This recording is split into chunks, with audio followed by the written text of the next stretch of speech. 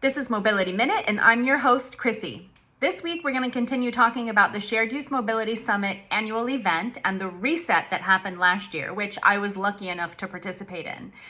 This year's cities have already been identified, but this is very important. Keep your eyes open for next year's announcements, because the more you hear about this event, the more you're going to want to participate.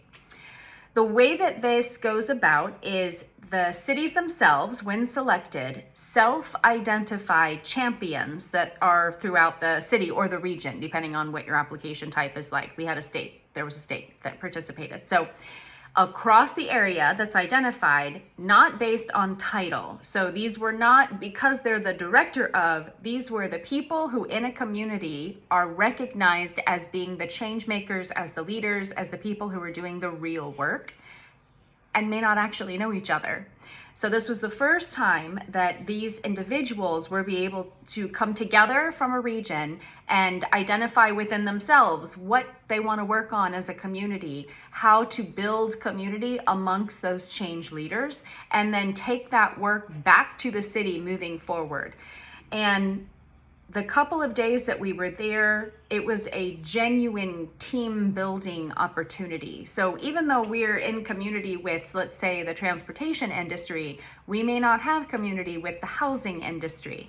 And so we wanted to make sure we made those connections in the conversation, and real relationships were developed as a result of this. And so that creates something more substantial to go back home and work on.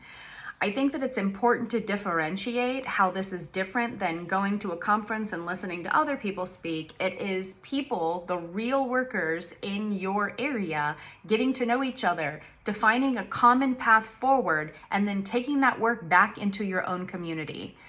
If you're a sponsor, as I said, it's a great way for you to get deep knowledge and interaction with the areas that you want to create solutions for. And if you're a city, it's a very important step forward in your ability to work together in a region.